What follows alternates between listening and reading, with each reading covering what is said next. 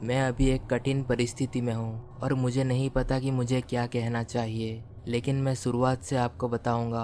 5 साल पहले हमें मेरे बगल के पड़ोसी चार्ली ने अपने 14 साल के बेटे के लापता होने की खबर दी थी। उसने पुलिस में भी रिपोर्ट दर्ज की थी। लापता होने की ये खबर हर जगह फैल गई थी। मैं और मेरी वाइफ बहुत बुरा महसूस कर रहे थे और उन्हें कहा कि अगर आपको किसी भी तरह की मदद की जरूरत पड़े तो हमें जरूर बताइएगा। जैसे जैसे साल बीतते गए उनके बेटे की कोई खबर नहीं थी। हमने मान लिया कि उसके साथ कुछ बहुत बुरा हुआ है। कभी कभी चार्ली और उसकी वाइफ मुझे और मेरी वाइफ को खाने के लिए इनवाइट करते थे। जब से उनका बेटा लापता हो गया था हमने दोनों में से किसी को भी कहीं भी एक जैसा नहीं देखा। चार्ली की वाइफ कैथी हमेशा शांत और अलग सी रहती थी और चार्ली कुछ ज्यादा ही अजीब और घबराया हुआ लगता था।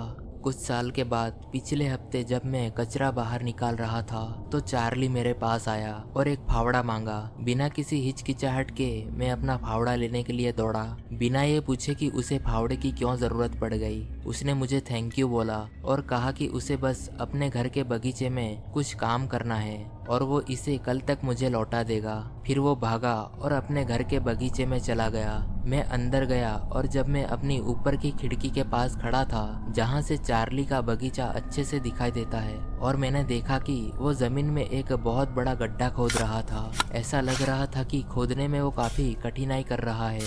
आखिर वो 56 साल का जो है। मैंने उसकी मदद करने का सोचा। मैंने अपना दूसरा फावड़ा पकड़ा और उसके बगीचे में घुसा और उसका नाम पुकारा। मुझे देखते ही उसके हाथ से फावड़ा नीचे गिर गया और जल्दी से मेरे पास ये कहते हुए आ गया कि नहीं नहीं, मैं ये कर लूंगा, तुम अभी के लिए प्लीज यहाँ से चले जाओ। मैंने कहा तुम्हें हो क्या गया है, ये कोई इतनी भी बड़ी बात नहीं है। उसने मुझसे कहा कि मैं तुम्हें अपने बगीचे में उस फावड़े का उपयोग करने की परमिशन नहीं दूंगा, और फिर गेट की तरफ इशारा करके मुझे वहाँ से जाने के लिए कहा। मैं बिना कुछ कहे वहाँ से चला गया। मैं खिड़की के पास खड़े रहकर उस पर नजर रखने के लिए ऊपर गया। वो कम से कम आधे घंटे तक गड्ढा खोद रहा था। थोड़ी देर बाद जब ऐसा लगा कि उसका काम हो गया है तो वो आसपास देखने लगा और आसपास के घरों की तरफ देखने लगा कि कोई देख तो नहीं रहा।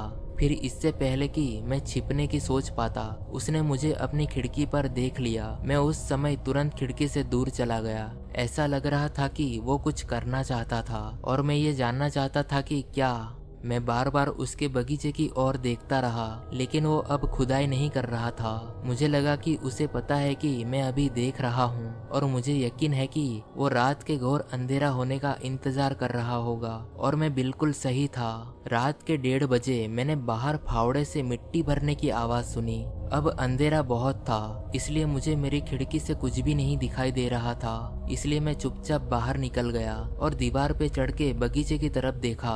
मैं उसे अब जोर से और अच्छे से खुदाई करते हुए देख सकता था। जब वो अपने घर के अंदर गया तो मैंने उसी समय का फायदा उठाया और उसके बगीचे में घुस गया और देखा कि आखिर उस गड्ढे में है क्या जो वो खोद रहा था। बहुत अंधेरा होने की वजह से मुझे ज्यादा कुछ नहीं दिखा, लेकिन एक काले रंग का कचरे का थैला दिखा और पास में पड़ा एक बैग भी दिखा। मैंने उसके पिछले दरवाजे को और उस गड्ढे को देखा, लेकिन मैं ये सोचने लगा कि इस बैग में क्या है और मुझे इसे देखना चाहिए या नहीं। लेकिन फिर मैं वहाँ से भाग के अपने बगीचे में आ गया और ये अच्छा हुआ कि मैं वहाँ से भागा, क्योंकि वो कुछ सेकंड्स बाद वापस बाहर आ गया। लेकिन वो अब खुदाई नहीं कर रहा था और वो अपने घर के दूसरी तरफ गायब हो गया और वापस नहीं आया। मैं वापस अपने घर आ गया और आराम से अपने बिस्तर पर आ गया ताकि शोर से कहीं मेरी वाइफ ना उठ जाए। अगले दिन मैं उठा और खिड़की से बाहर देखा तो चार्ली के बगीचे का वो गड्ढा अब पूरी तरह से भर गया था। मैंने ये भी देखा कि उसकी कार पार्किंग की बजाय अब गली में खड़ी थी। मुझे नहीं पता कि उस रात के बाकी समय में क्या हुआ था, लेकिन मैं ये सोचकर परेशान हूँ कि आखिर उस गड्ढे के नीचे था क्या।